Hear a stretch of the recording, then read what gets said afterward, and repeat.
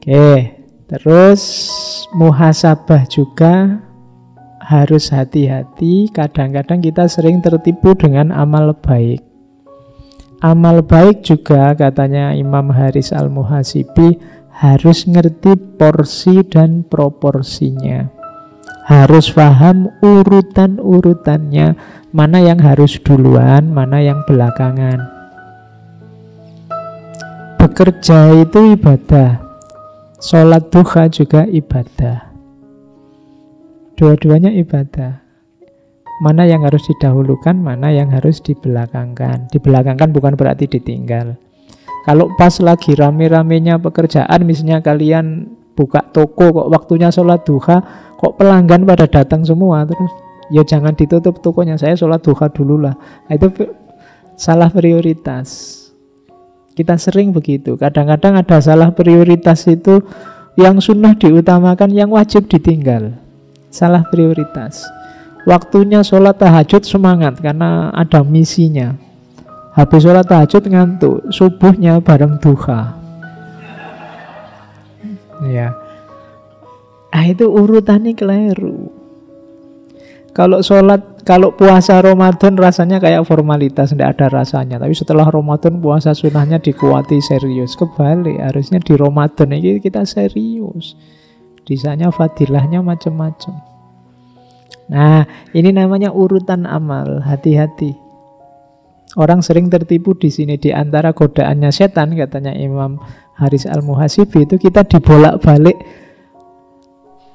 urutan amalnya. Jadi kebaikannya. Saya seminggu yang lalu ada cerita. Saya tidak tahu pastinya gimana. Jadi ada teman-teman mahasiswa yang sedang sholat. Kebetulan yang depan jadi imam, terus ambruk tempat sholatnya. Jadi imamnya ini kejeblos ke bawah. Kebetulan yang bawah ini sumur. Ya ada cerita itu kan. Saya tidak tahu pastinya, tapi ada cerita.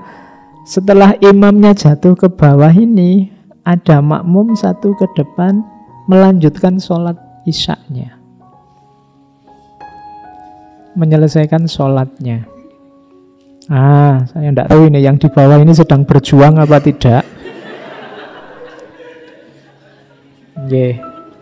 Coba nanti saya masih belum jelas, tapi ceritanya begitu. Tapi akhirnya beliau yang imam ini meninggal, mahasiswa.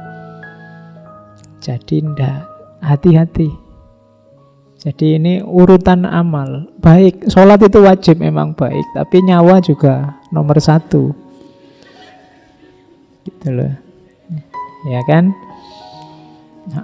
Kadang-kadang ada orang itu kan, misalnya saking wah ini wajib ini sholat, kadang pinggir jalan besar sholat. Ya jalan sebentar sedikit di sana sudah ada masjid. Ini godaannya setan. Hati-hati. Jadi muhasabah juga ya, urutan amal. Karena setan itu sering menggoda di sini. Akhirnya kita terjebak. Mungkin nanti begitu dihisab, justru yang wajib-wajib ini keteteran.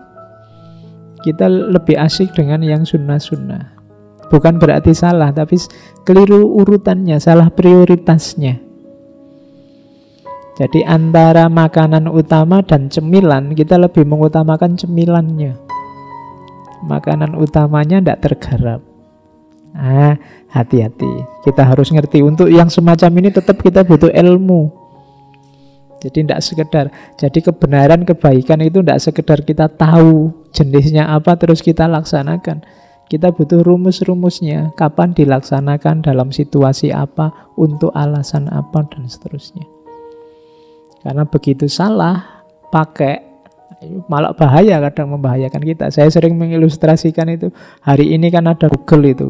Kita ada apa-apa nyari Google. Di Google banyak informasi, tapi kalau tidak kita pakai secara hati-hati, nanti jangan-jangan kita menggunakannya tidak pas. Kita misalnya kepala pusing, terus kamu Google sebab-sebab kepala pusing. Nomor 1, kolesterol tinggi. Nomor 2, jantung tersumbat. Nomor 3, terus kamu kan terus stres itu kan. Waduh, jangan-jangan ini sebentar lagi aku stroke nih. Nanti kamu apa-apa dikit, yuk Informasinya tidak salah, tapi kamu belum tahu porsi dan proporsi informasi, konteksnya informasi, kapan dia pasnya. Ya, contoh ini bisa dikiaskan kadang-kadang tentang agama kan juga begitu. Hukumnya ini apa?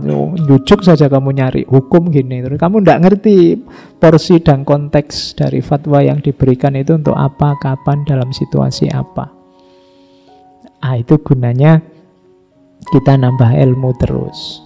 Tanya ahlinya, bila perlu nyari yang bisa nuntun. Makanya dalam tasawuf itu disarankan ada mursyid, ada penunjuk, penuntun. Kalau jalan sendiri khawatirnya tadi keliru. Wong kamu cuma sakit pilek aja merasa kena serangan jantung lah, kena apalah gitu. Nanti dadanya sesak sedikit merasa, waduh, ini jangan-jangan paru-paru nih. Ini jangan-jangan asma nih, macam-macam. Oke, cari ilmunya.